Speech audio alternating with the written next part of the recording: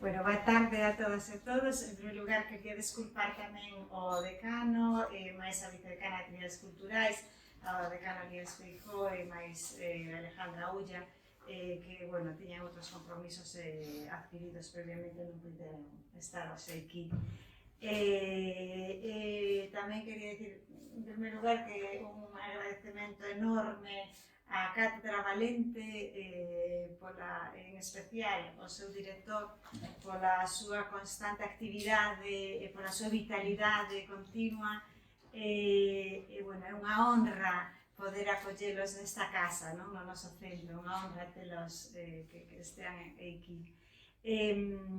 Despois, ben, quería, para min tamén unha honra poder estar hoxe aquí e poder, digamos que inaugurar este acto no centenario de Luz, unha persoa, bueno, cuxa obra dunha calidade extraordinaria que todos sabemos, ademais unha persoa dunha calidade humana maravillosa, non? Que eu tive a sorte de coñecer e que desprendía, a min recordame moito sobre todo o seu sorriso, ese sorriso sempre desprendendo moita vitalidade tamén e moita luz, non?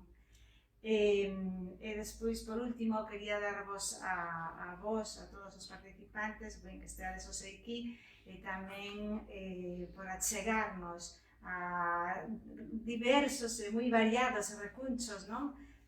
Da obra e da vida de Luz Pozo hoxe. Grazas.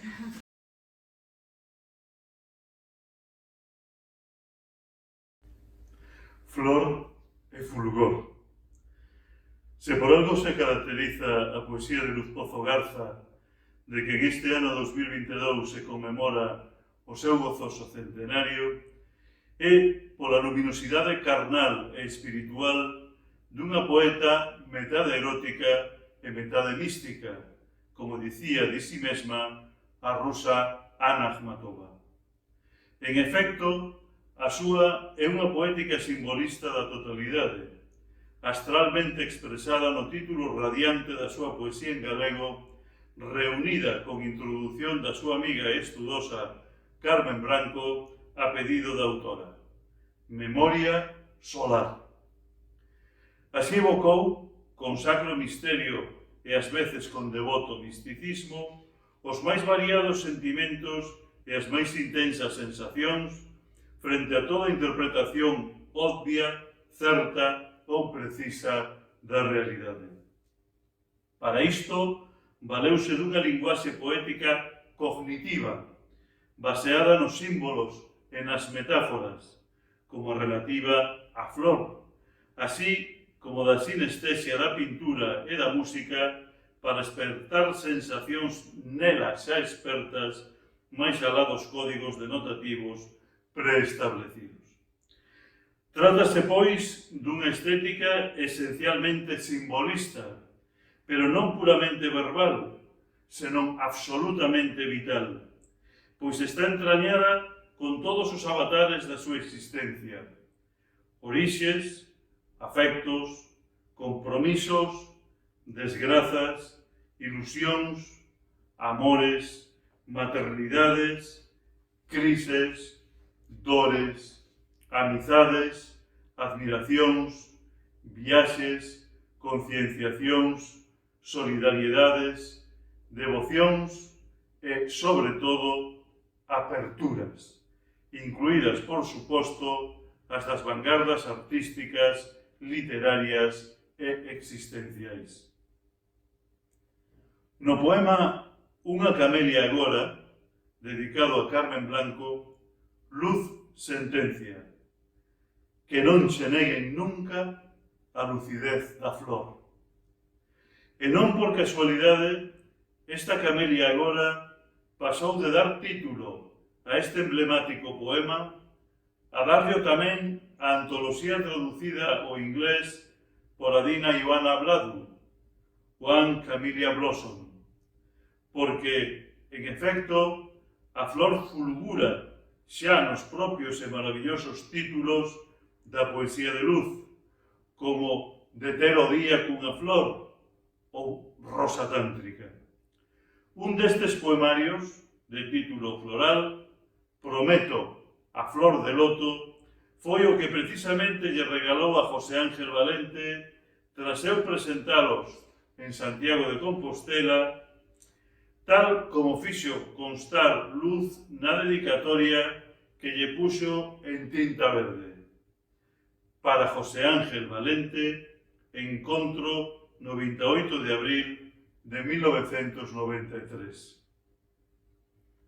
Do fulgor daquel encontro saíron os poemas que Luz dedicaría a Valente, precisamente autor do poemario erótico El fulgor, obra sobre o corpo que reenxendra a alma, aberto ao límite onde se fai a luz e onde se encarna na palabra poética identificada xa co coñecemento e coa vida. Celebramos hoxe, por tanto, na Cátedra Valente, que custodia o referido libro dedicado por Luz xunto ao resto do legado do poeta, a Irmandade da Flor e do Fulgor. Unha irmandade poética que fulgura baixo o dobre signo do punto cero de Valente, deseñado por o seu amigo e colaborador habitual Antoni Tapies, e que, coa asignatura do poeta, conforma o logotipo da cátedra que leva o seu nome, e do corazón escrito de Luz Pozo Garza, que ela mesma executou para Carmen Blanco e para min, todo o cal se recolle no cartel do acto, por suposto sobre a luz do azul, que é a cor que ten máis luz, Pozo Garza.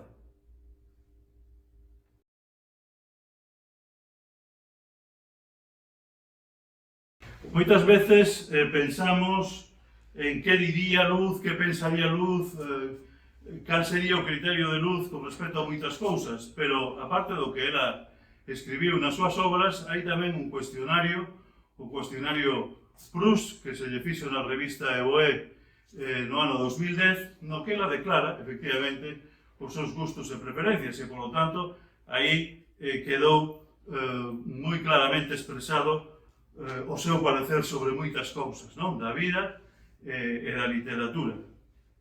Vamos, polo tanto, a ler aquí este cuestionario Proust, facendo eu modestamente de Proust, que, por outra parte, son unhas preguntas as que se fai Proust de moi sinxela expresión, pero para ler as de Luz, aí sí que buscamos a unha persoa idónea, que é nada menos que Iria Moreiras, alguén que comparte moita luz con Luz, tanto na vida como na poesía.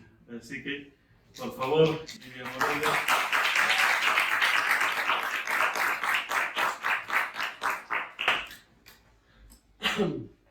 Cuestionario Proust. A principal característica da miña personalidade. A fe no sentido de confiar na divindade e nas persoas que eu amo. A calidade que prefiro nun home. A lealdade. A calidade que prefiro nunha muller. A lealdade.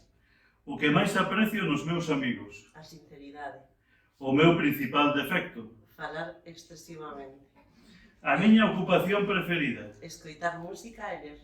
O meu soño de felicidade. A paz mundial. O que suporía a maior desgraza para min. A destrucción do mundo. O que máis quisiera ser. Solidaria con todo o que o precise. O país no que máis desexaría vivir. Nas Illas Cíes con Eduardo Moreiras. A cor que prefiro. Azul celeste. A flor que máis me gusta. O loto branco, Pundarica. A flor de Buda cando lle dicía a Ananda, o seu discípulo, que saibas, Ananda, que Buda é a flor do loto branco entre os homes. O paseado que prefiro. A ave do paraíso, da fantasía e a pomba branca do Espírito Santo. Os meus autores favoritos en prosa. Teresa de Jesús, Dostoievski, Kafka, Borges, Cunqueiro, Jung, Rolf Carballo, García Sabel, Carmen Blanco e Celso Castro. Sempre Shakespeare en verso e traducido a prosa. Os meus poetas preferidos. Eduardo Moreiras, Rosalía de Castro, Rilke, Safo, Aleixandre, Pimentel, Cunqueiro, Valente, Xoana Torres, Olga Novo, Claudio Rodríguez Fer e os poetas da Antoloxía de Nordés de 1991. Os meus heróis na ficción. Romeo e o Capitán Nemo. As miñas heroínas na ficción. Antígona, Andrómaca, Ifixenia, Helena de Troia, Nausicaa, Xulieta e Ana Karenina. Os meus compositores preferidos. Bach, Mozart, Beethoven e Debussy. Os meus pintores favoritos. Fra Angélico, Giotto, Mantegna, Patinir, Van Gogh, Matisse, Urbano Gris e das mulleres Frida Kahlo. Os meus heróis na vida real. Abelardo e o meu bisavó, José Vicente María Feijóo Montenegro e Arias, médico que morreu no ano da cólera en Baiona asistindo aos seus enfermos en vez de preocuparse por curarse el mesmo. As miñas heroínas na historia. Eloísa e todas as mulleres que teñen fillos. Os meus nomes favoritos. Mónica, Natalia, Lucía, Olivia, Carmen, Alessandra, María, Olaya e Dana. O que detesto por encima de todo. As guerras. Os caracteres históricos que máis desprezo. Os ditadores, os guerreiros e os mercenarios. O feito militar que máis admiro. O desembarco aliado en Normandía. A reforma que máis aprecio. A abolición da escravitude. O don natural que máis quixera ter. O da música. Como me gustaría morrer. Rezando. Estado presente do meu espírito. Esperanza. Faltas que me inspiran máis indulxencia. Todas menos a violación, o asasinato e o secuestro. A miña divisa. Podía ser peor. Moi ben.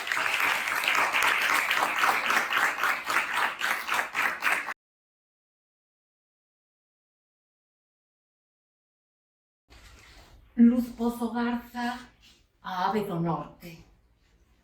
O amor maternal de Luz Pozo Garza envolve a súa obra última e total, Pazo de Tor, que abre as súas portas coa dedicatoria a nai tan querida e que as pecha co poema evocador do misterio da vida intacta de Luz Garza, vida reescrita na ficción moi especialmente por e para a descendencia feminina encarnada na propia Luz Pozo Garza e para toda a súa descendencia e o seu irmán Gonzalo Pozo Garza, morto na guerra, fillos os dous, Luz e Gonzalo, de Gonzalo Pozo y Pozo, veterinario republicano represaliado polo fascismo. E nos seus fillos e netos, toda a estirpe, co lema amoroso, a letra entra só con amor, a letra entra só con amor, pode ser o emblema final que nos deixou e que está no libro Pazo de Tor. O libro engade tamén outras máximas sapienciais fundamentais hoxe. A vida é fermosa, a vida é sagrada, non hai que ferila, non hai que danala. Palabras para a reparación da desmemoria, do maltrato e da injustiza para toda a xente e que restitúen a Garza o que é de Garza, a Pozo o que é de Pozo e a Luz o que é de Luz no seu último paraíso onde soñan as garzas. Luz Pozo Garza reconstrúe o seu propio pazo paraíso ao tempo que recupera o espazo do pazo de nome Tor, para a mellor memoria das mulleres e dos homes do país. E faino como rehabilita a súa propia memoria de Vigo, a cidade galaica luminosa, mais simbólicamente escura, na súa poética do Códice Calistino, xunto á memoria das cidades máis realmente escuras de Ribadeo, Viveiro, Lugo ou Compostela, pero máis luminosas na súa poética. Así, reescribe libremente el Aleph de Jorge Luis Borges en idea de unha cidade escura de Códice Calistino. E así o fai de novo no Pazo de Tor, na cantiga de Amigo inspirada polo poeta Amor e Nume da obra da autora. A soidade é a victoria. Luz Pozo Garza, lucidez, profundidade, clasicismo, vanguarda, tamén Luz Pozo, poética iluminista de lusco-fusco, e Garza, sensual poética erótica mística. Luz, licenzas, unha mestra, unha clásica. A ave da luz sabe onde está o norte? Ou nin sabe acaso nada?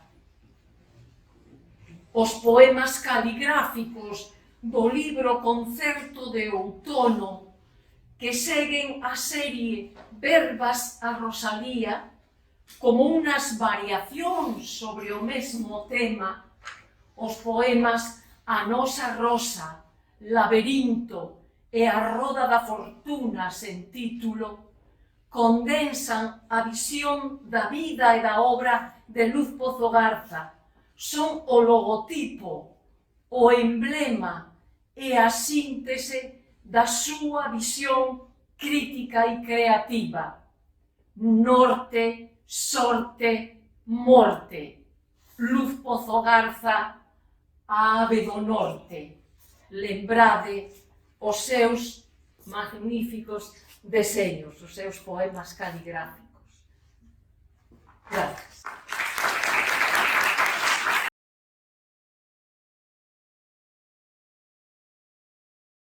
Este é o libro que resultou da exposición. O libro foi coordinado por Carmen Blanco e Meiseu e engade unha parte de colaboración de todos os membros do comité científico, ¿no? Empezando pois, por Xesús Alonso Montero, terminando por Daría Villanueva. Aquí está Claudio Rodríguez Fer, está Armando Requeixo. A exposición empezou en xuño, terminou o 7 de novembro. Tivemos a idea da actividade Gonzalo Vázquez Pozo e Meiseu, porque estábamos entón en tratos coa Consellería, o director xeral de Cultura, Anxo Lorenzo, para ver a posibilidade de facer actividades todos os anos desde o momento en que Luz Pozo Garza doa toda a súa biblioteca e o seu arquivo á Cidade da Cultura, non? Está cada vez máis enchéndose de legados así, non? Eu penso que está medrando en importancia. O caso é que nun ano, desde que ela falece en abril de 2020 ata que empeza a idea de facer esta exposición, a verdade é que fixeron no arquivo un esforzo importante para ter as caixas polo menos ordenadas, non? Facer unha exposición así, primeiro foi logralo, non? Como grande actividade que esperemos vaya a proseguirse no futuro, non? Por iso o comité científico quedou establecido xa, non? Para proseguir. Logo, había que acomodalo todo nun espazo que a min sempre, non tiven problema en dicilo en público, pois me resultaba pequeno. Para Luz era un mundo como ser humano e un mundo como poeta e como ensaísta e crítica literaria.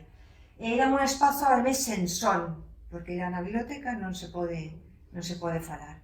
Pero todo se resolveu con moita, non facilidade, pero sí con moita ilusión, con moito esforzo. Eu, a verdade é que quedei moi satisfeita da exposición, non sentín que faltase, o mellor é moita soberbia dicilo, pero non sentín que faltase nada importante para chegar a luz ao coñecemento pois de toda a xente que podía chegarse aí, das novas xeracións, que eran as que máis me preocupaban, non?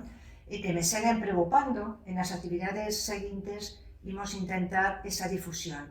Quedan aínda por facer cousas. Arredor desta actividade de folla principal surtiron outras, houbo xornadas de conferencias, mesas redondas, dúas, moi ben, as dúas. Está todo aquí, a vida é moi importante, penso, bueno, están as estacións de vida recollidas, porque, como dixo Claudio Rodríguez Fer, na súa poesía está toda a súa experiencia vital. É un caso extraordinario, bueno, non é exclusivo dela como poeta, pero é extraordinario, non? E pode comprobarse no diálogo que hai entre a poesía de Eduardo Moreiras e de Luz Pozo Garza, que chegan a dialogar as obras facendo, bueno, pues é algo para o futuro tamén, centrarnos nese diálogo entre as obras dos dous poetas. E xunto coa obra de Luz, a que dei todo o protagonismo do mundo, colaborou comigo como directora do comité Carmen Blanco. Eu penso que queda por rescatar a obra de Eduardo Moreira xa por fin, non? Un paso importante esta revisión de mensajes de poesía, do que se falará.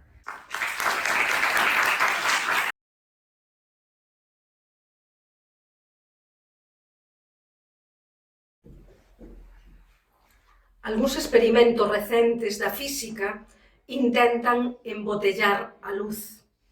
A poesía, que é a ciencia máis exacta que existe, procura antologar a luz, isto é, seleccionar as zonas de esplendor, de umbra e de penumbra.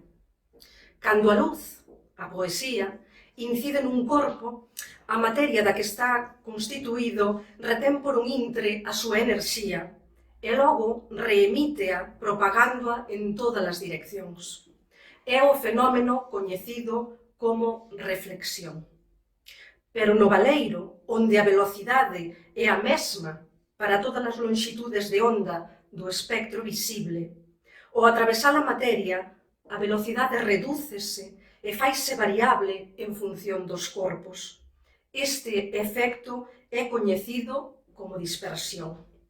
Antologar a luz supón, pois, reflexión e dispersión, captar por un intre a enerxía poética e propagala en todas as direccións.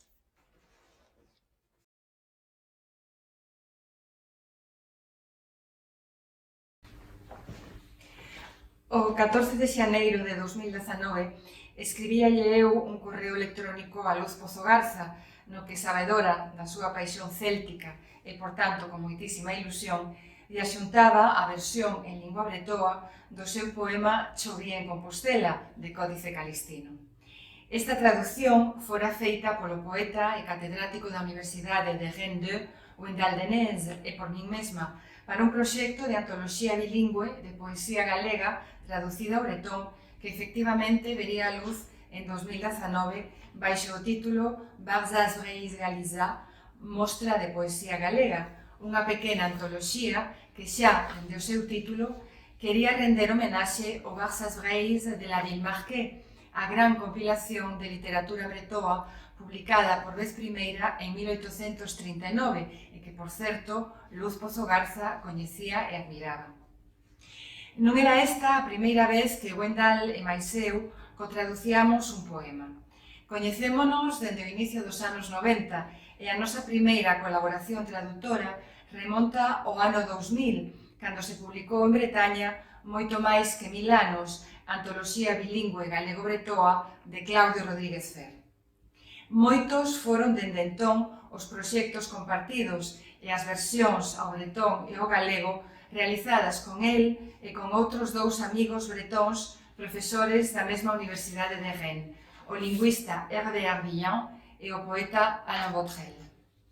Ninguén mellor que Wendell, poeta que representa en Bretaña unha vanguarda culturalista e que coñece moi ben Galicia e Compostela, para levar a súa lingua, coa miña axuda, este poema. O 14 de xaneiro de 2019, apenas unhas horas despois do meu correo, recibía esta fermosa resposta de Luz que quero compartir con vos antes de ler o seu poema. Querida María Lopo, con Gwendal Denez, mil grazas por traducir o meu poema. Que sorpresa tan inesperada e fermosa me deparades ambos os dous poetas. Que alegría, mágoa que eu sexa ignorante en lingua tan fermosa. A miña filla Mónica é celtista de corazón e non transixe polo cambio románico, por máis que eu lle diga que a facilidade da fala é un factor decisivo no cambio, entre outros factores. Grazas mil polo espléndido agasallo. Grandes apertas para vos, María e Gwendal, e aninovo feliz en todas as linguas. Apertas desta bella amiga, Luz.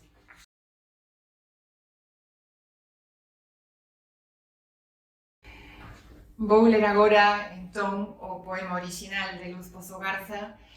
Non hai mellor lugar que este seu lugar para facelo, en Compostela. Chovía en Compostela.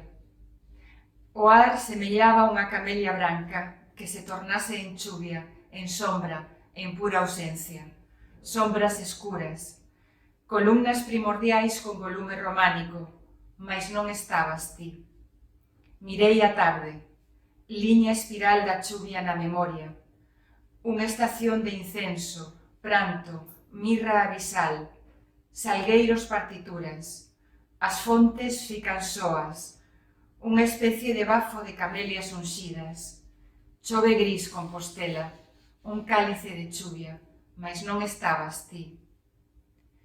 A nosa historia pertence á cripta dos crepúsculos Camiño de Santiago, unha longa coroa de cúpulas xiadas a facer o milagre polas pontes de Roma. A nosa historia hase ler baixo a lámpada pura, na noite dos pazos abertos como a un códice, na noite debruzada sobre panos de seda, catedrais pechadas, aras de perpiaño, nun dolmen presentido perto de Compostela. Biquei a tarde nos altares, mais non estabas ti. A percura do tempo rachei as partituras do Codex Calistinus no pórtico da gloria. Unha casulla azul polo pranto e a ausencia derrubouse sen ruído. Desprovista das verbas que nivelan os cálices, fiquei a contraluz. As lousas escribían a paisaxe obstinada. Despois chegou a noite. Chovía en Compostela, mas non estabas ti.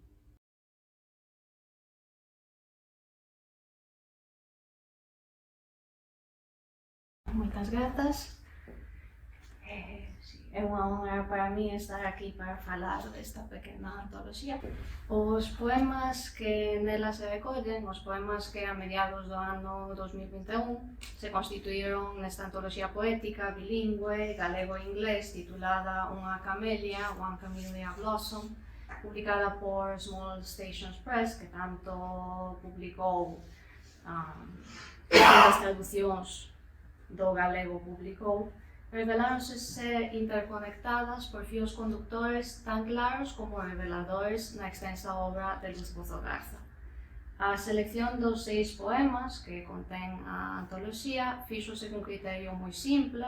A primeira vista, tratábase de pezas dedicadas ben a Carmen Blanco, ben en conxunto a Carmen Blanco e a Claudia Rodríguez Ferro. No obstante, ao adentrarme na traducción, fíxoseme evidente que estaba entrando no mundo de espellos.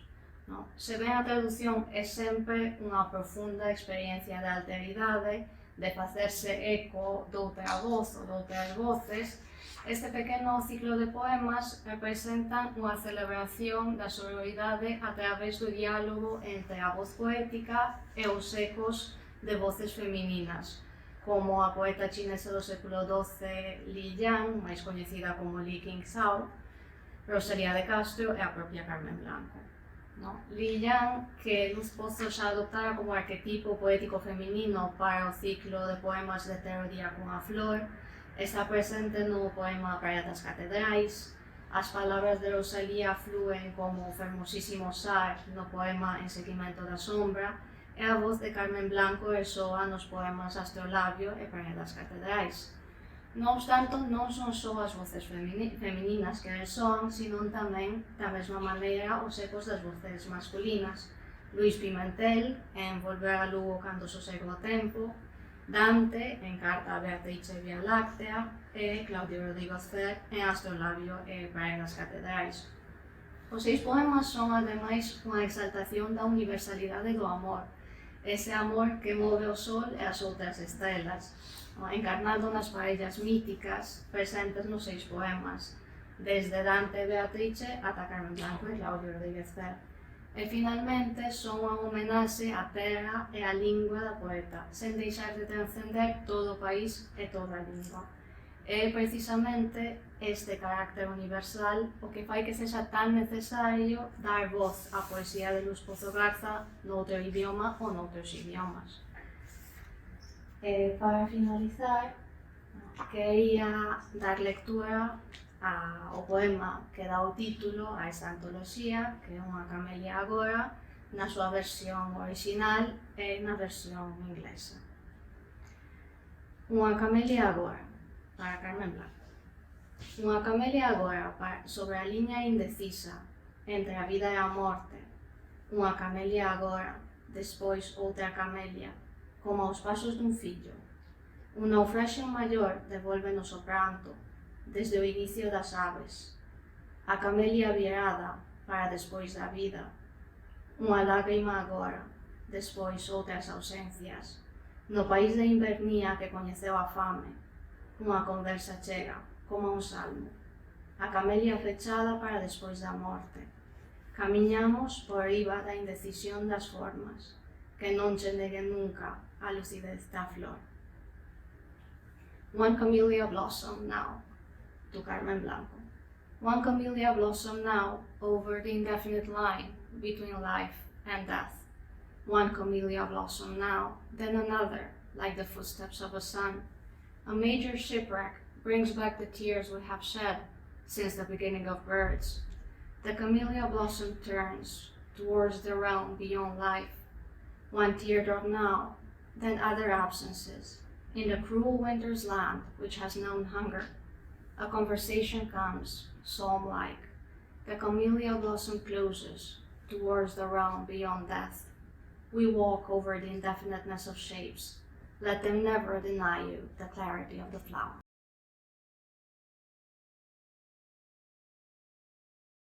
Para min foi un gran placer e un gran reto traducir un poema a ruso, porque, como xa se dixo, Luz é unha poetisa que, unha poeta que chea as súas obras das imaxes, dos significados que só, na minha opinión, se pode percibir non coa tua mente, sino coa tua alma. Entón, para min era un reto traducir isto e crear as imaxes semellantes nun código completamente distinto que é o ruso.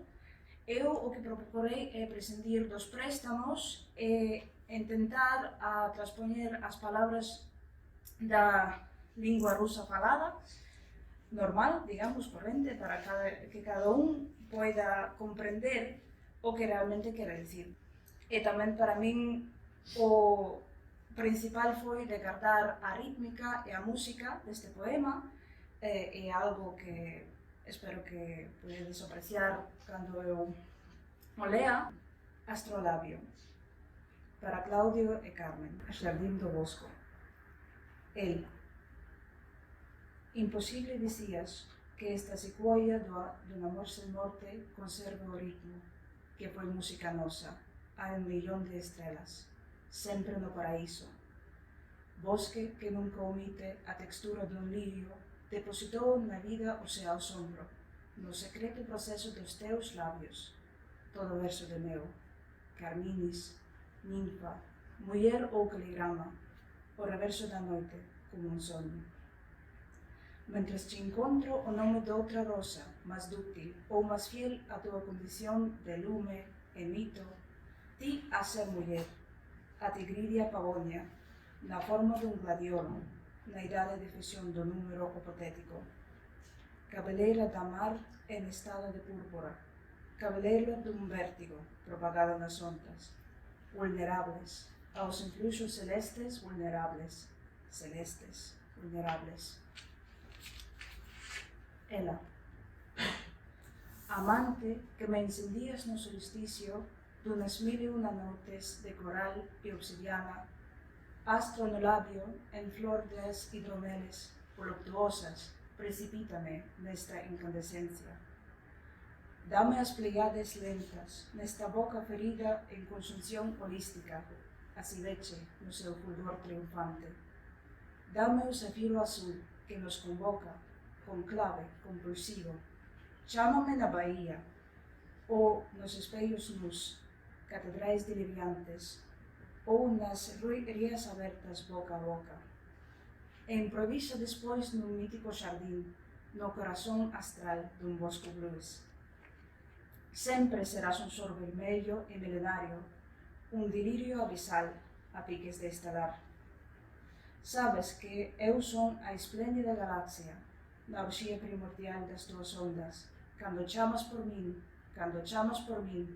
no xardín sideral que nos convoca, amor, boca con boca.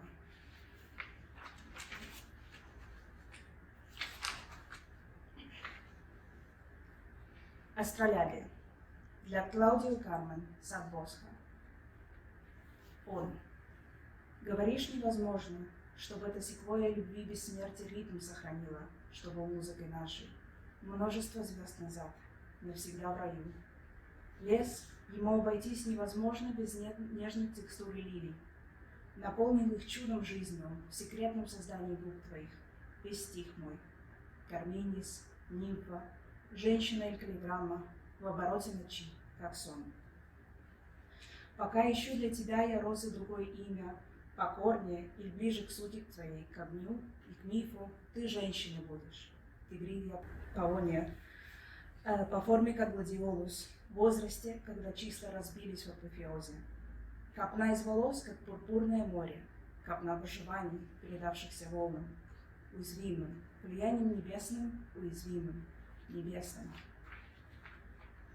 Она. Любимый, меня жёг ты в солнцестоянии, 1001 ночи коралла и обсидиана, астролябия, звезда на губах медоцвета, упреди меня в этом ярком свечении. Дай мне медленные плеяды этих губ, раненых единством полнокровным, цвета Гагата в его пылком триумфе. Дай мне голубой сафир, что нас созывает, конклав, компульсия. Позови меня на заливе, или в многих зеркалах, или в безумных соборах, или в бухтах, открытых от края до края. Импровизируй затем в саду знаменитом, в сердце звездном блюса Босха. Ты всегда будешь красным солнцем тысячелетий, безумием без края, в минуте от взрыва. Знаешь, прекрасная я галактика, первобытной оргии волн твоих, когда зовешь ты меня, в звездном столу, что нам внушает любовь, губы к губам.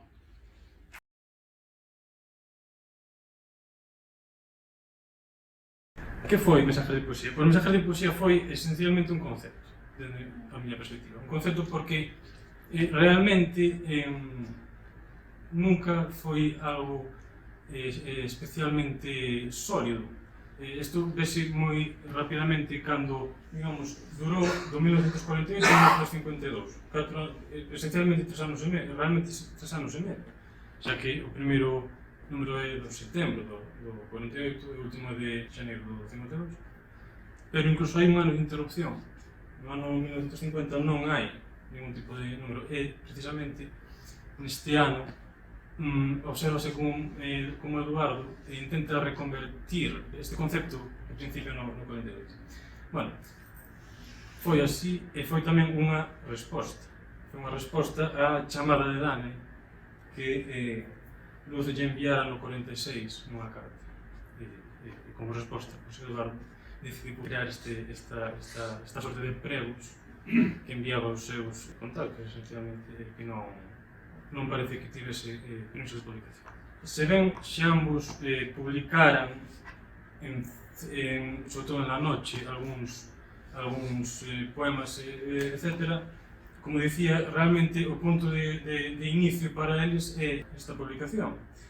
E ademais, de Luz, se me permitides, vou falar tamén de Vicente Alexandre, que, como se comproba nas cartas que mantivo con Moreiras, foi un guía absoluto para ele. E, ademais, tamén está, parece moi importante o peso de Carmen Conde, que xa cara ao final, por certos problemas que houve con censuras, parece ser que intentou actuar como salvadora destes pregos, pero finalmente Moreiras desistiu. Ben, mensajes de poesía son, en total, 11 entregas, todo indica que son 11 entregas, son, como dicía, 7 entregas iniciais, que son de setembro de 1948 a setembro de 1949, nas que se reúnen diversos poemas que, digamos, Moreiras consideraba de grande importancia, na época. Como dicía, houve problemas, sobre todo de financiamento, xa que a revista era sufragada polos subscriptores. No 1950, volve a darlle unha volta á situación, decide máis ben antologar monografías, e a estas monografías nun inicio pensan chamarles como el mar, curiosamente, pero novamente por problemas de financiamento decide retomar mensajes de poesía no 1951. Estes monográficos son un primeiro a Rafael Morales, un segundo a Álvaro Cunqueiro, que é o autor galego que máis presenza ten ao longo da publicación. Un terceiro a propia Carmen Conde, xunto a unha homenaxe á propia Carmen Conde, e finalmente un número, este de xaneiro de 1952, a Blas de Otero, que é o que provoca finalmente a censura do concepto. Ao final, todo indica, pódese dicir que estes mensajes de poesía era unha sorte de crisol, un intento de crisol, de reunir as voces poéticas do seu tempo. E, finalmente, para acabar, só dicir que, como desgregado foi o selo, desgregado parece que quedou Eduardo, dicir, desgregado no máis positivo sentido do termo, foi imbuído na súa propia publicación. Como di na súa autopoética, no número 2, na segunda entrega, unha das frases que di na súa autopoética é que definir poesía é intentar apropiarse dela.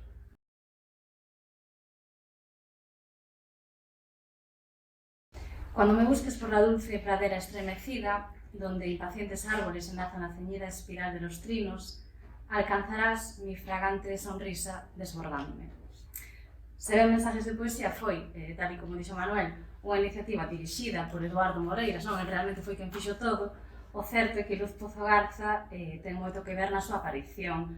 No ano 1946, como tamén xa remitiu Olivia, a poeta Nada en Ribadeo envíalle a Moreiras un poema que se titula La llamada de Dánae, e a partir de entón Luz adquire como corpo desa Dánae, é chamada así no epistolario que temos cruzado entre Vicente Alexandre e Eduardo Moreiras, e La llamada de Dánae, o texto do que tiro, eses versos que acabo de ler, e tamén o poema que lle dá o quirogués, Eduardo Moreiras, que viviu en Vigo, era de Quiroga, a idea de crear esa publicación. Así é como nace Mensajes de poesía a través da lectura desa carta, a través dunha resposta lírica e contundente de Eduardo Moreiras a esa chamada de Luz. E antes de focalizarnos un poquinho nas achegas que escribe Luz en Mensajes, dos poemas que escribe Luz Pozo en Mensajes, compre salientar, a mí pareceme importante, que Luz é unha das poucas mulleres poetas que aparecen nesta publicación, En total, na idea de Moreiras colaboran 7 mulleres fronte a 31 homes, e se ben ese 7 pode parecernos un número reducido, temos que ter en conta tamén do contexto que estamos a falar, década dos 40, 50 do século pasado, onde non era normal que as mulleres participasen neste tipo de revistas, no ámbito galego en específico, en particular, no ámbito hispánico en xeral. A visibilidade das mulleres escritoras, como ben ten estudado aquí Carmen Blanco, non me vou deter moito nisto, non era en absoluto frecuente, e as cotas femininas adoitaban ser inexistentes, xa non ínfimas, sino inexistentes. As 7 mulleres que xa dixen que colaboran en mensajes son as seguintes. A que máis textos achega é Carmen Conde. Carmen Conde, como veredes na edición que estivemos preparando, é unha figura fundamental que axudou moitísimo a Moreiras, involucrouse un montón con esta publicación. Publica un total de 20 textos. Hai que ter en conta, como tamén adiantou Manuel, que a maioría aparece unha entrega monográfica, e unha entrega monográfica dedicada a Carmen Conde, e logo hai tamén unha homenaxe onde moitas autorías lle dedican poemas a ela. Outra poeta que aparece en mensajes é Ángela Figuera Imérich, cun único poema que aparece justamente na homenaje a Carmen Conde, elas eran moi amigas, tamén Pura Vázquez. Susana Mart tamén escribe un poema únicamente na entrega dedicada a Carmen Conde. Logo está tamén Concha Zardolla, que escribe un poema nun número normal, digamos, e aparte tamén como traductora. Traduce 2 poemas ao español desde Estados Unidos, que era ela donde daba clases. E despois están, en representación da poesía galega, Pura Vázquez e Luz Pozo Garza, e as dúas achegan un total de 7 poemas cada unha. E xa centrándonos un pouquiño nos poemas que achega a Luz, vou vos ler os títulos destes poemas, que son La Espina, La llama de Danae, como xa se dixo, Dolor, Lento Viaje, Niños, Mensaje, curiosamente, e máis El Sueño de Tamú. El Sueño de Tamú, este último, comeza cun verso traducido ao español de Merejkovsky, o poeta ruso simbolista, e, bueno, coido que é importante, non, se temos en conta que Luz tamén foi traductora de moita poesía, sobre todo despois, máis tarde, en Nordés. Estes 7 poemas, lembro outra vez que estamos falando de finais dos 40, principios dos 50, coido eu, facendo unha lectura non panorámica, que adiantan moitos dos elementos que logo serán fundamentais, que caracterizarán, que singularizarán a poesía de Luz, non? Como poden ser a sensorialidade, a sensualidade, a través de elementos como a ánfora, o ouro, os paxaros, as rosas, as deusas, moitos elementos non que xa escoitamos nos recitados que fixeron as compañeiras. E eu, para darvos así un pouco as claves destes 7 poemas, fixen unha especie de agrupación non del léxico que aparece, do léxico, digamos, máis salientable. Está por unha banda o léxico relacionado coa flora, algo que a Luz lle gustaba moito, xa o sabedes, creo, non vou aquí descubrir nada, as flores del azafrán, jardín, tamarindos, hierba, espina, zarza, amapola, dalias, rosas, manzanas. Despois aparecen tamén moitos verbos como son brotar, relacionados tamén con algo non natural. Aparece tamén moita fauna, pájaros, toro, mirlos, grillos, abejas, peces. Aquí tamén teño que dicir outra cousa que non dixen, e que estes 7 poemas están escritos en castelano. Léxico relacionado coa flora, coa fauna, coa auga tamén, non? Desbordar, descender, ondulante, oasis, orillas, ondas, aguas, remansar, cuencas ou a propia ánfora tan querida por Luz. Léxico relacionado coa astroloxía tamén, constelaciones, aurora, estrellas, luna, nubes, presenza de seres e xeografías míticas, esa Danae, da que falábamos antes, ou nosos, e presenza da música, digamos, arcaica, as arpas, os címbalos ou as flautas. E a suma destes elementos, penso eu, relacionando un pouco que dicía antes Claudio, non? Esa metade erótica, metade mística que dicía Ahmatova, fan que o conxunto, non? Que Luz achega a mensaxe sexa altamente sensorial, altamente erótico, e isto está acentuado, coido eu, con constantes aliteracións en S, serenos, moitos adverbios en ísimo, lentísimo, ou tamén, algo que é curioso, aparece moitas veces o corpo espido en contacto coa natureza, como podemos ver, por exemplo, cuns versos, e xa acabo aquí, tamén de La llama de Danae, que din así: ceñida por el tremor de las mágicas flautas de Pan, mis pies desnudos y alados por el deseo saben de una danza ondulante, son velos de los 4 puntos cardinales.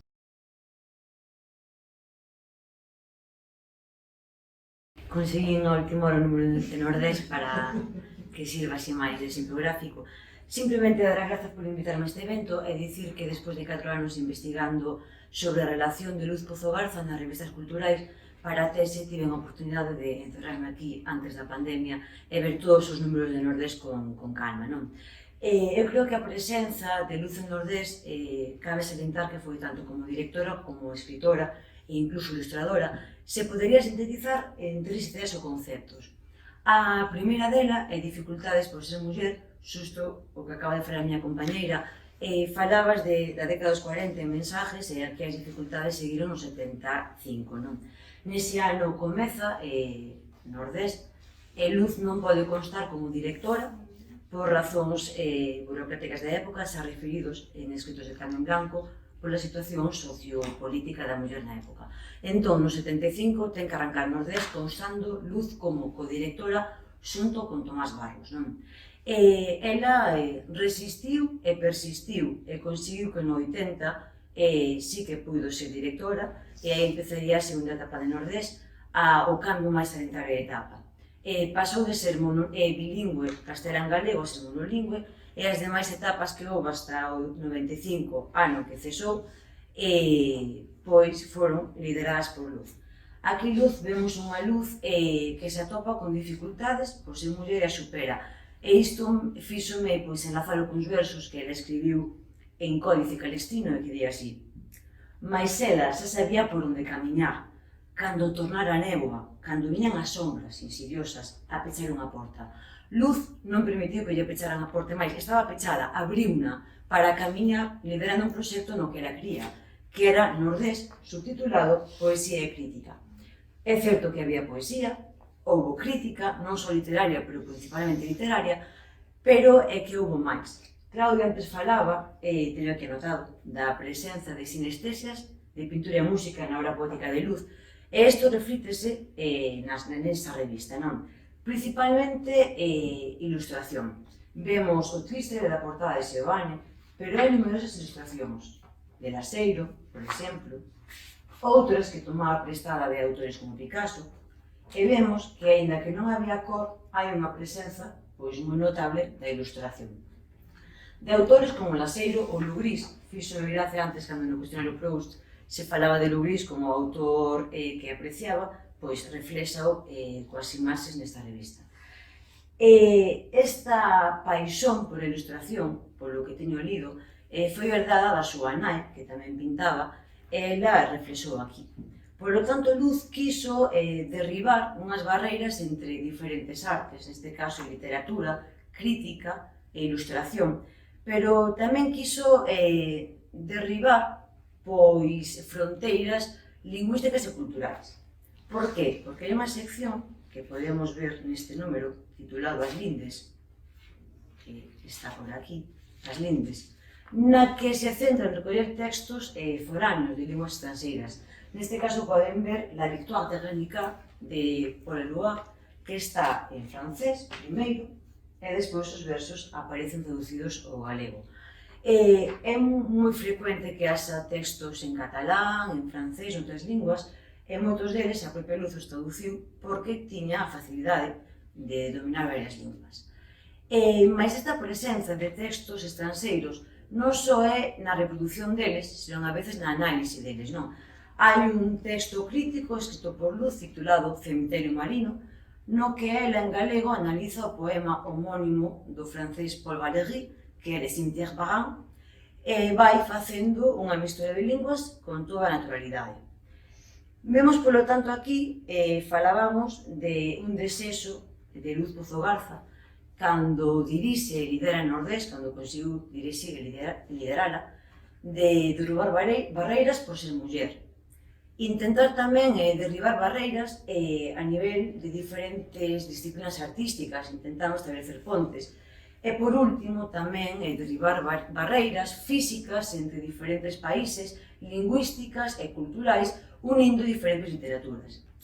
Personalmente, a interpretación que eu fago é que neste derrubar barreiras creo que se pode sintetizar o espírito que eu pude percibir de Luz tras analizar 4 anos a súa obra, que é un afán, unha busca pola liberdade. Unha liberdade que era como concepto, definiu nos seguintes versos en Concerto de Outono. Miña dona liberdade vai compartindo un himno con ninguén. Na miña moradía ten un pórtico.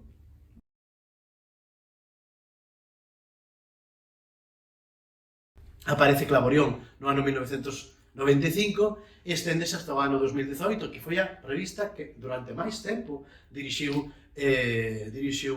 Luz Pozo Garza. E en Clave Orión está tamén Valente, porque hai moitos estudosos que fan textos críticos, que citan a Valente, que se refiren a Valente, que comentan versos seus, que os poñen en relación coa escrita de Luz e de outros, aparecen dedicatorias a Valente, demais, é dicir, Valente tamén está en Clave Orión, e ese é tamén un sentido dese irmandamento, non? E en Clave Orión, para non, xa digo, irme moi longo, pois hai, fundamentalmente para min, tres grandes traves que definen o proxecto de Luz.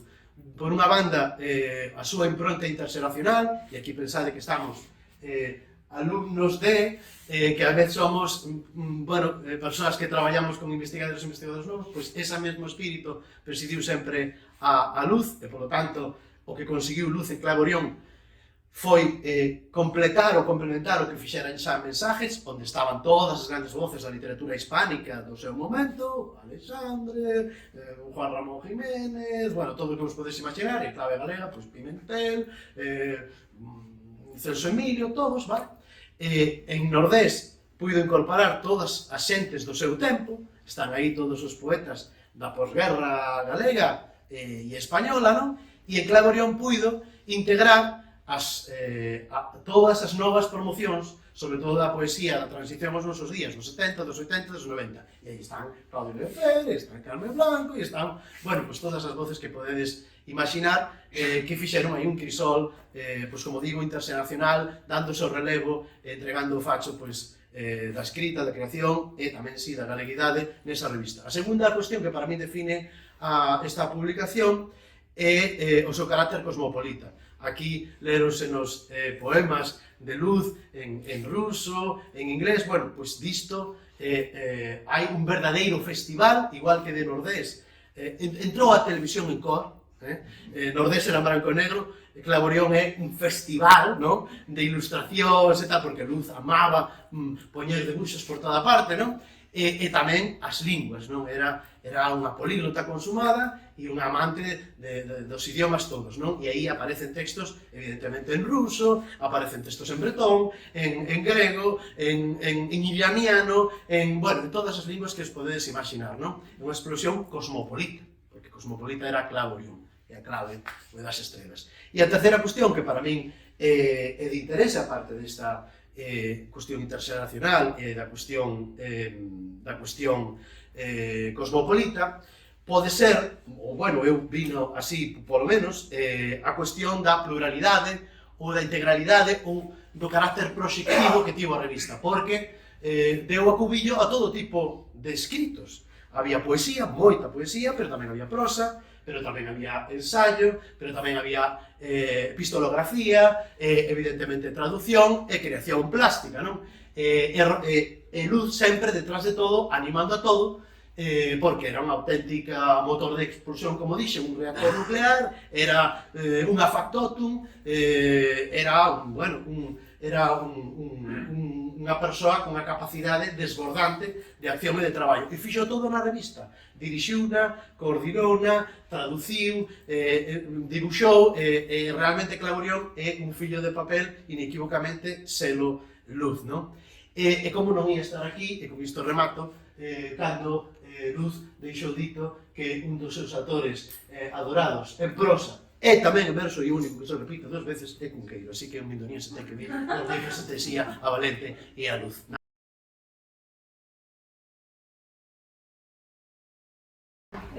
Boa tarde, gracias a Cátedra e a Claudio por convidarme a esta celebración. No ano 1996, un ano despois do nacemento desa Clave de Orión, emerxía como unha illa para a utopía creativa e vital a revista Unión Libre, Cadernos de Vida e Culturas, grazas ao pulo dos profesores e poetas Carmen Blanco e Claudia Rodríguez.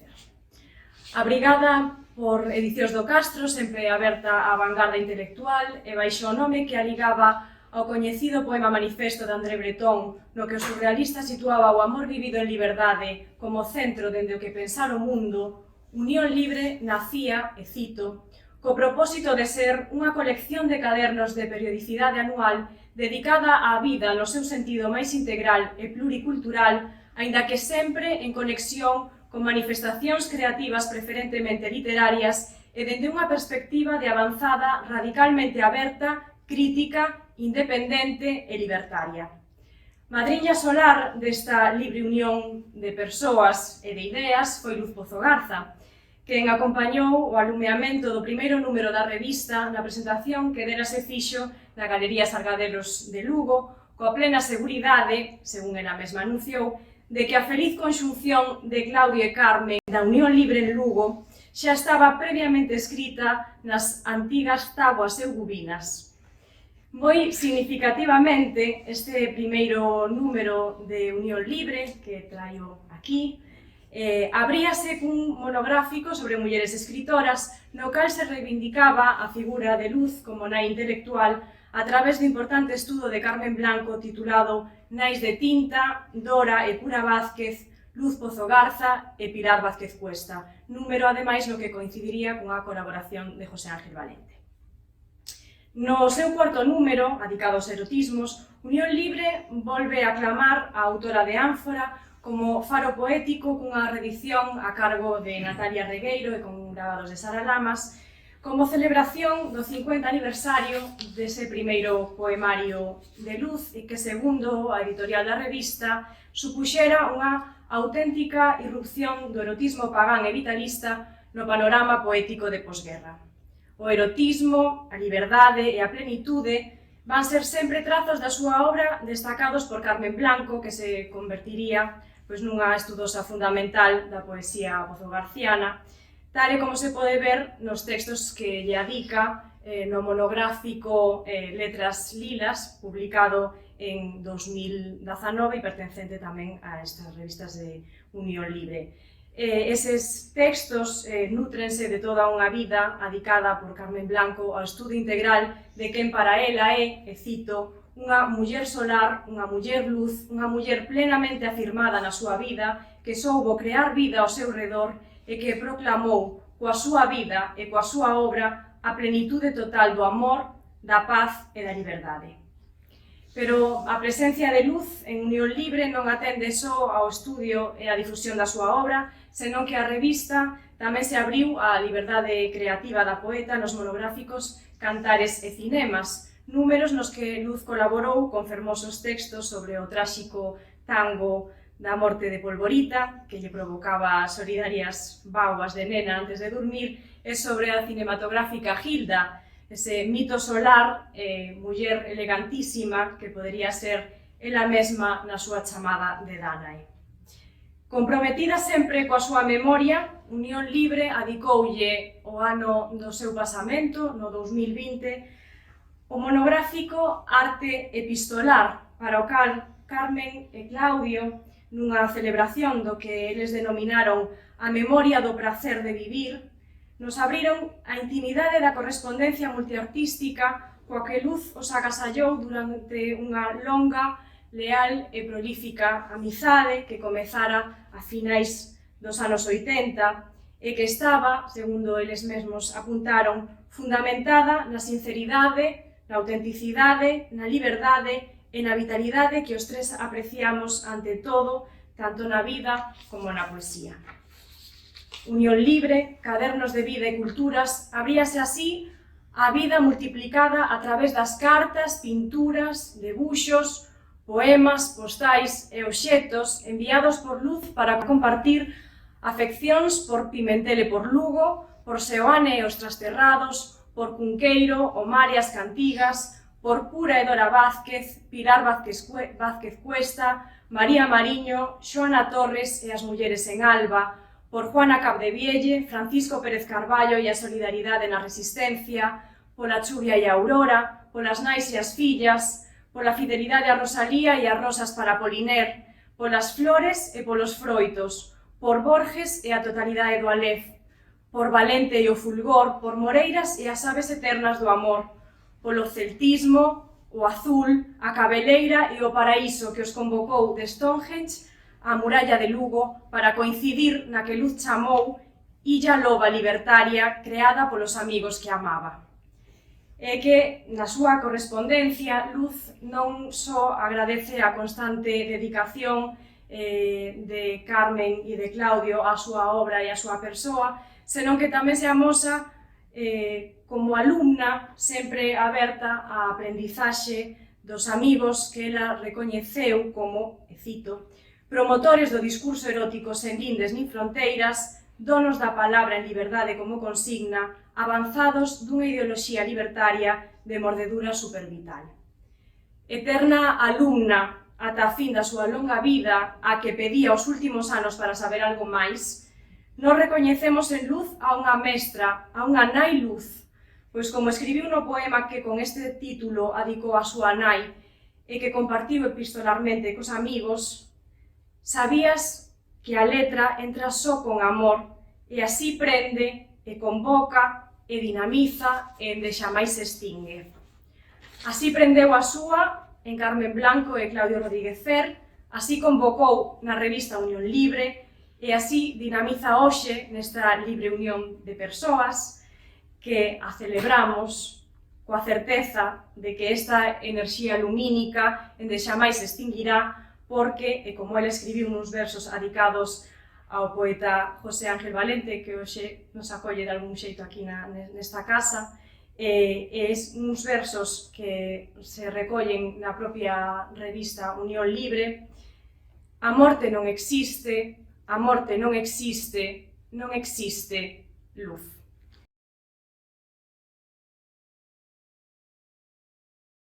Boa tarde, eu tamén quero comezar agradecéndolle a Claudio Rodríguez e permitirme estar aquí hoxe con todos e todas vos. Eu vou falar de dous poemas que Luz Pozo Garza lle adicou a José Ángel Valente. O primeiro deles, titulado Autolectura do Fulgor, aparece no número 25 de Unión Libre, Cadernos de Vida e Culturas, a raíz dunha carta que a poeta enviou a Carmen Blanco e a Claudio Rodríguez Fer o 15 de marzo de 2001. Onde inclui o poema en versión manuscrita e mecanografada cun engadido manuscrito. Ademais, o poema publicouse nos libros Faíscas Xacobeas e Poetas con Valente. Leo o poema. Autolectura do Fulgor. A José Ángel Valente. In memoriam. E porque xa dictaras unha lección de Tebras por Rimbaud, Lotremont, acaso Pimentel e outros adolescentes, e todo se nos volve lasitude do pranto. E porque declarabas a avidez da palabra nun tempo de mudanza, ou se prefires, nas variacións da música absoluta como única certeza. Pois dictabas unha lección de letras arquetípicas, escribindo na sombra, con luz vívida, unha palabra soa que arrasaría o mundo e a vibración persiste. E porque a morte entraba tan licenciosa pola patria túa, meditando a deshora na materia da vida en progresión armónica. A saber se chegabas ou seguías, por datas incumpridas nas aulas soterradas, aínda quentes, dos humos, magma e matriz de augas lustrais, onde é posible o vértigo.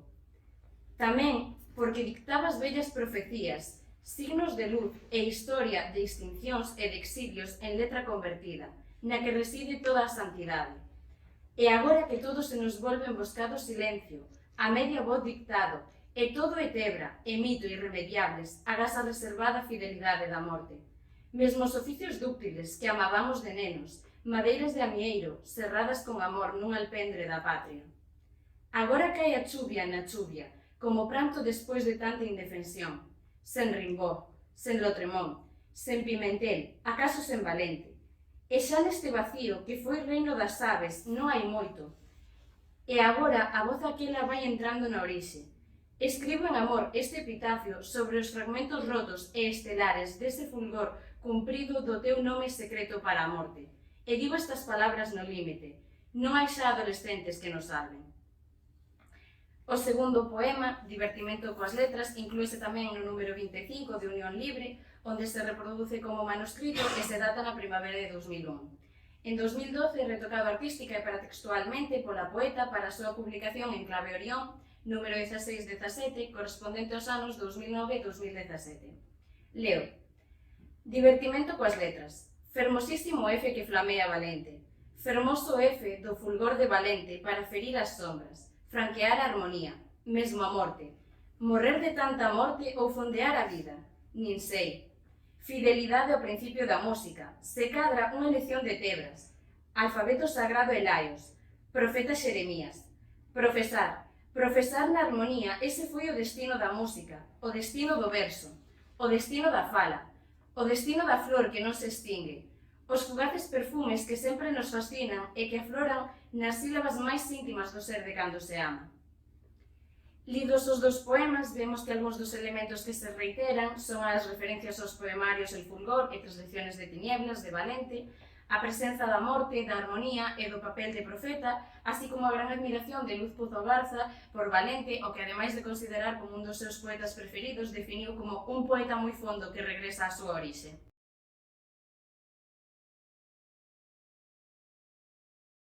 Despois destas magníficas creacións, pois unha creación de Luz aínda máis magnífica, que é o seu fillo Gonzalo Vázquez Pozo, evidentemente, que ademais de selo por si mesmo, tamén o é polo nome que leva en memoria do irmán de Luz, Gonzalo Pozo Garza, falecido na Guerra Civil, como xa se dixo anteriormente, e que, de alguma maneira, pervive na dignidade con que leva ese nome Gonzalo Vázquez Pozo.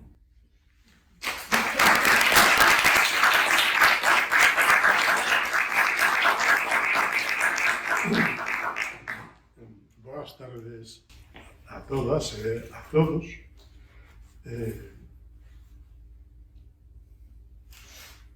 Estou emocionado.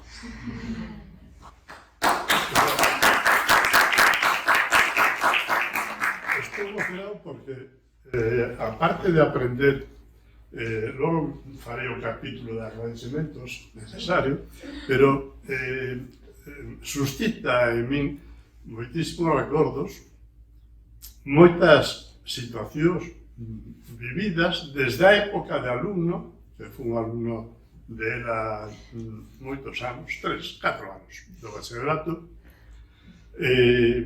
que ten unha impronta grande na súa obra, especialmente na relación con moitos de vos, especialmente Claudio, Carmen, os que tuvechedes unha Armando, por suposto Olivia, que tuvechedes unha relación máis íntima, máis cotidiana con ela.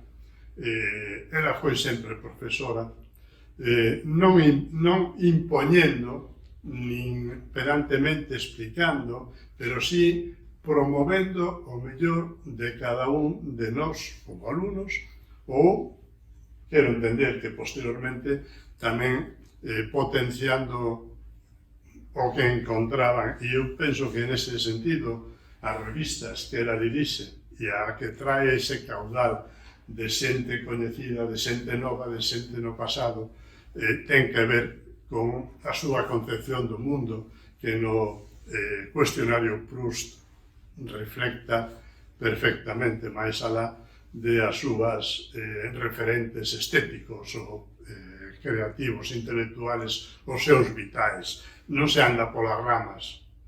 A súa satisfacción é a paz do mundo, aí queda, e a súa gran decepción e temor é a desaparición do planeta. Entre esas dúas dimensións sociopolíticas unhas e outras de índole socioeconómica, como a pervivencia do planeta, vive o seu cosmos, o seu, non microcosmos, pero o seu cosmos personal, literario, do que vos formades parte. E agora quero agradecerle ao amigo Claudio e a cátedra que dirixe pois a súa invitación, sobre todo a iniciativa deste acto que tan cercano, tan cheo de afecto e de respeto. Moitas gracias.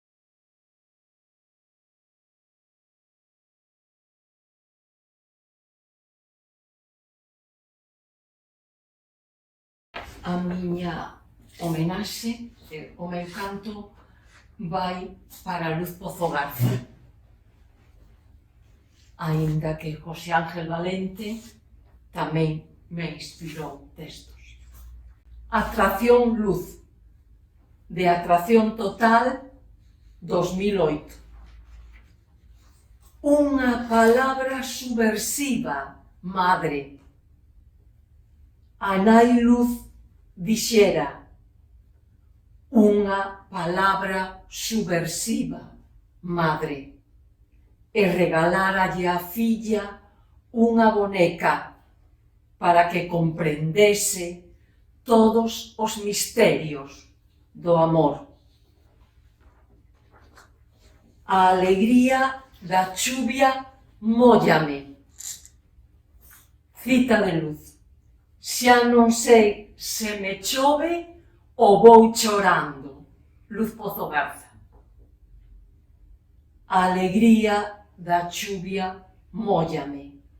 Sei que me chove e non vou chorando. A alegría da chuvia móllame. Os bicos da túa boca móllame. Móllame o teu amor cando me chove.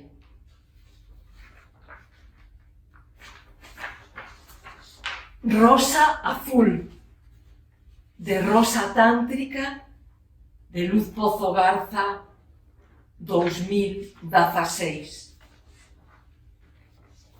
El que no ha dado todo, no ha dado nada. Jorge Luis Borges.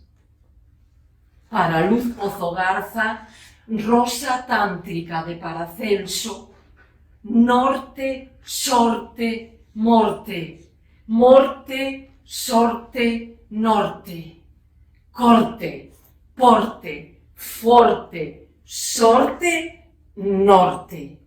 A nosa rosa, tenrura, tantra, todo o tempo. Tigre de Bengala, a nosa rosa azul. Lugo, Biblioteca dos Tigres, 2015. Azul por dentro, negra por fora.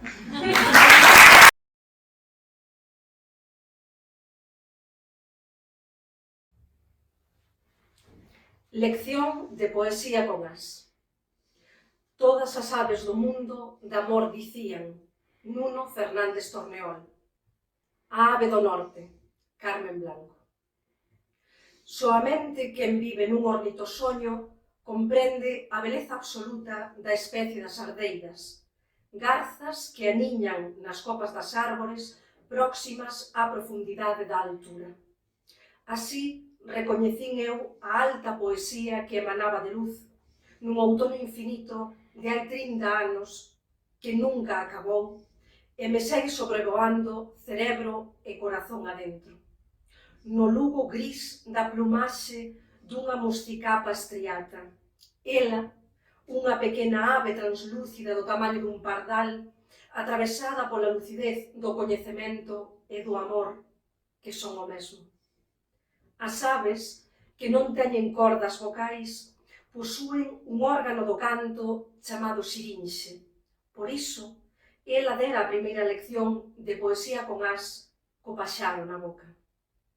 Os teus paxaros choven miudiño sobre das miñas árbores e tamén sobre destes meus beizos que che cantan.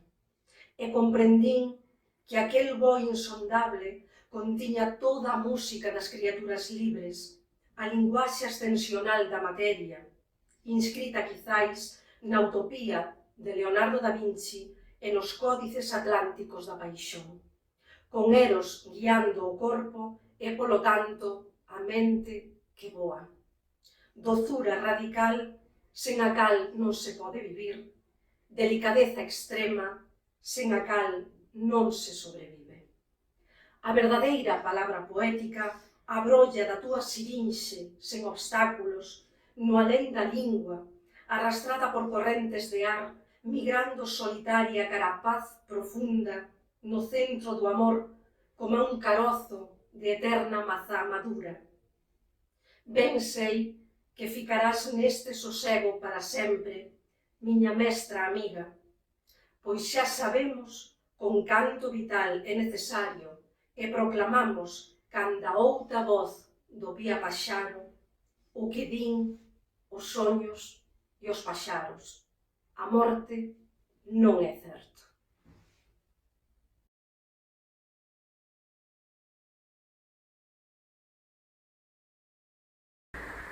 Vou ler un poema en versión bilingüe en galego e romanés na liña do amor polo multilingüismo que é tan evidente na obra e na vida de Luz. O poema leva por nome Ramos, que é o nome dunha aldea de Transilvania. Vou empezar coa versión romanesa. Ramos. Uneori cred că îi în jurul meu ca un trunchi de copac, inel după inel după inel. Uneori curăț bine în doretul ușilor, așez acolo un petec de pânză albă și las stăchini de lut pline cu apă pe pragul fiecărei încăperi, ca să aibă ce bea amintirile și să nu se întoarcă însetate pe lumea cealaltă. Uneori îmi aud copilăria jucându-se pe pietrele din curte, ca o căpriță, ca o soră mai mică, ce are chipul meu. Uneori îți deschid ușile și te primesc ca pe un musafir ce vine de departe. Și ce ai oferit? Ai întrebat mama. Pe mine, mama, pe mine. Ramos.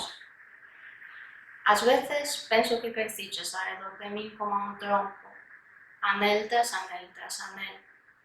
Às vezes limpo ben detrás das portas, coloco un anaco de tea branca e deixo cuncas de barro cheas de auga no limiar de cada cuarto, para que poidan descansar os recordos e non teñan que volver sedentos o alén.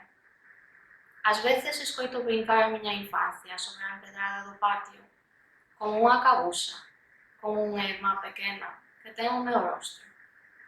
Ás veces abroche as portas e recíbote como unha hóspede que ven de lonxe. E que lle ofreciches? Preguntaría a miña nai. A min, mamá, a min.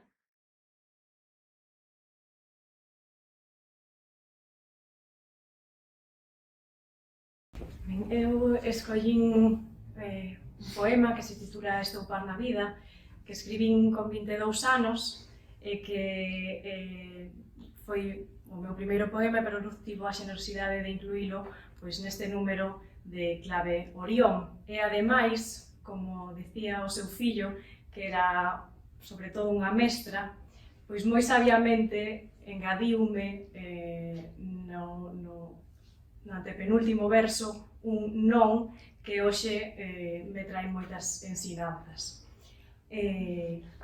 Ademais, como nada é casual,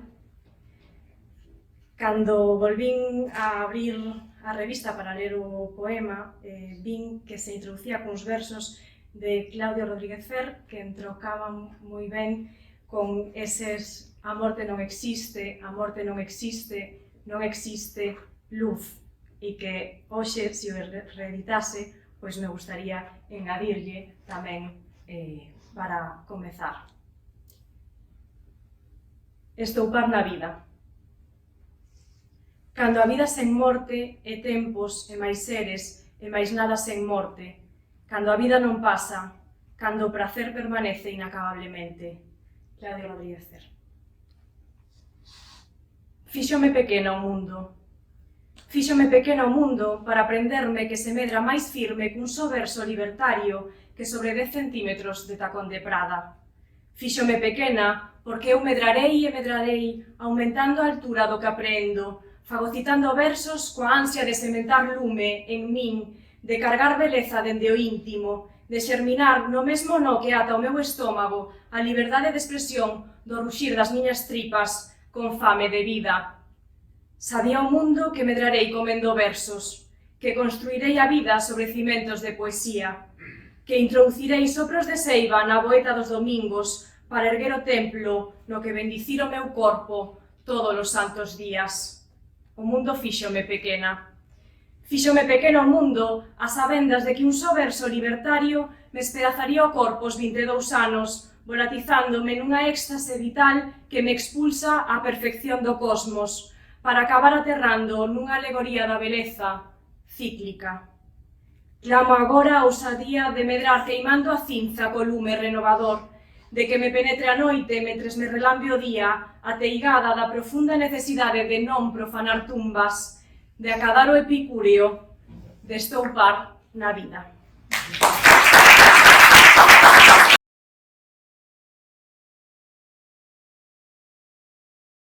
Cando Claudio me dixo, me ofreceu compartir un poema con vos, ocorreuseme o momento que quería compartir E non sabía moi ben por qué, pero estes días pensando, en primer lugar, porque narra un encontro amoroso, e creo que ten moito que ver con ese encontro de Eduardo Moreiras e Luz.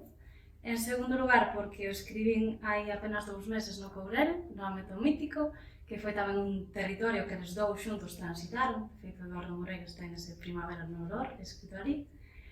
E en terceiro lugar, tamén pensaba estes días que creo que hai moito de luz neste poema de forma inconsciente. Xa paro. Chámase Amor Mítico e empeza con os versos de Verónica Aranda, que estaba ali comigo no Courel, que di: sé que el viaje tamén era unha forma de escapar del amor. E Amor Mítico di así: sei que a viaxe tamén é un xeito de fuxir do amor, pero sei tamén que se nesta ocasión me desvío, non é máis que para toparte. Sorpréndome cando te me apareces tan axiña. Arribas primeiramente en roce acústico entre as matogueiras e logo fásteme concreta.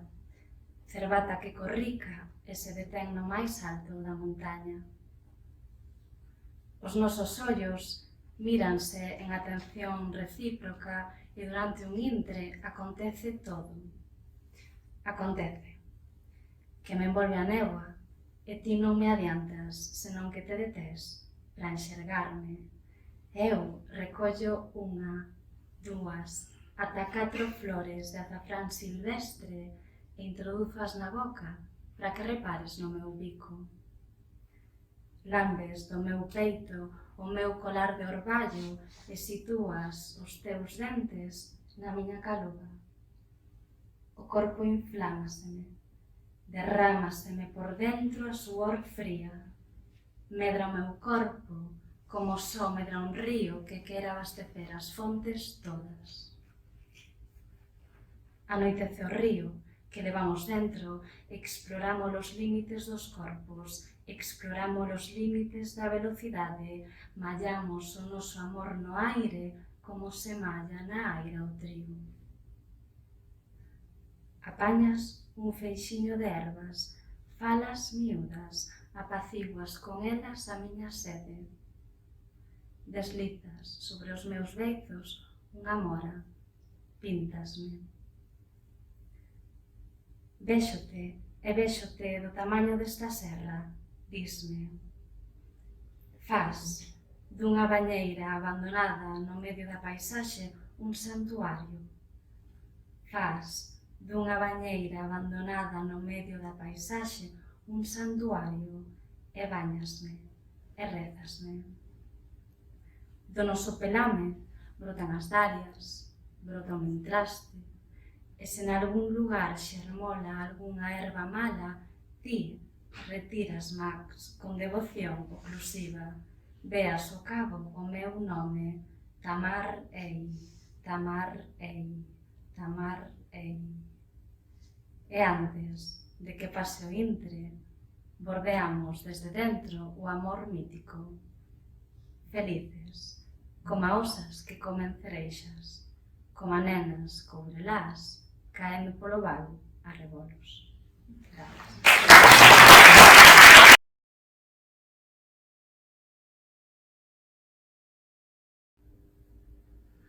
Despois de compartir moita vida xuntos, tanto Luz Pozo Garza como José Ángel Valente inspiraron versos meus escritos en moi distintas épocas.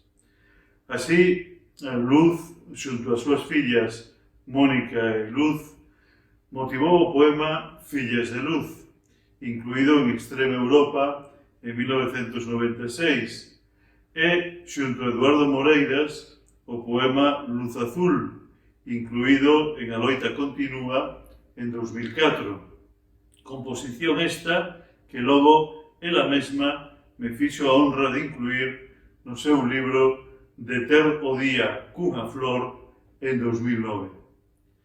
Por último, tamén compareceu Luz xunto a Borges no poema As flores da vida, incluído no meu poemario A muller sinfonía en 2018, pero adiantado en 2016 pola propia Luz no seu dialóxico poemario borgesiano Rosa Tántrica, en cuxa presentación na Coruña tive o gusto de darlle a coñecer, por certo, persoalmente a Cristina Fiaño, aquí presente, tamén partícipe, ademais, da motivación que inspira o poema.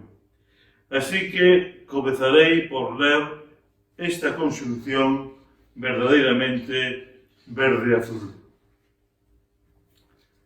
As flores da vida. O universo como libro e o libro como alef. Cada palabra é un pequeno pétalo dunha gran rosa gráfica e sonora e todos os versos do mundo compoñen un unánime poema total. O alef non é un punto inerte suspendido no aire, senón o mínimo lunar que se eleva tan leve na túa man amantísima con todo canto hai. Nel brotan estelares as flores da vida, en permanente fervenza de vagalumes verdes polo cosmos sen fin. Luz, lúa, lunar alef, tenrura de rula coa cifra do infinito. En canto a Valente, direi que este apareceu explícitamente na miña poesía nos poemas A loita continúa, xunto ao seu pai, detido en Ourense durante a Guerra Civil, no libro homónimo de 2004, A loita continúa, e Nostalgia de nós, xunto a Carmen Blanco, de Unha tempada no paraíso, publicado en 2010. Esta composición parte do que estremecedoramente nos dixo Valente a Carmen Blanco e a min cando nos despedimos del por última vez na porta da súa casa de Almería, pouco antes da súa morte. Xa teño nostalgia de vos. Por iso, o poema se titula precisamente, aínda que invertendo a perspectiva, Nostalgia de nós, e por iso vou terminar precisamente tamén coa súa lectura. Ademais, algúns dos versos que comparecen neste poema son palabras do propio Valente. Por exemplo, as que pronunciou despois dun acceso de dor insuperable e ante a preocupación dos que o rodeaban, cando dixo, non vos preocupedes, así se aprende. Un verdadeiro poeta do coñecemento ata o final da súa vida. Nostalgia de nós. Xa teño nostalgia de vos. José Ángel Valente, pouco antes de morrer, despedíndose de Carmen Blanco e de min.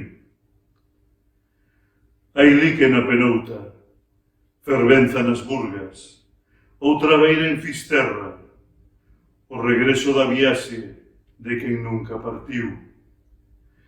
O poeta chega ao derradeiro petouto da dor diante da morte. Así se aprende.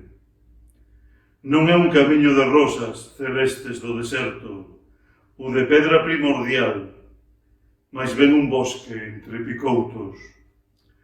Un cervo vulnerado, unha luz remota, o mar que se disolve en sombras informes como ninguén na nada. Só queda a altura, fósil no montouto. Entra como un lobo acariciado polos ventos, crepitan os troncos e murmuran as follas das árbores escuras. Chove na marouta e o fondo abisal dos limos do légamo humedece a lama na que afunde sen fin. Aínda que xa e nunca, a néboa non o néboa, lembra as arcas milenarias dos misterios da morte na súa ritual terra nativa. Toca a palabra perdida das orixes do mundo, soamente restos de cinza no fulgor da mandorla. entra para sempre na outra beira do alén, e xa só ve o que non se ve. Agora somos nós os que temos nostalgia de nós.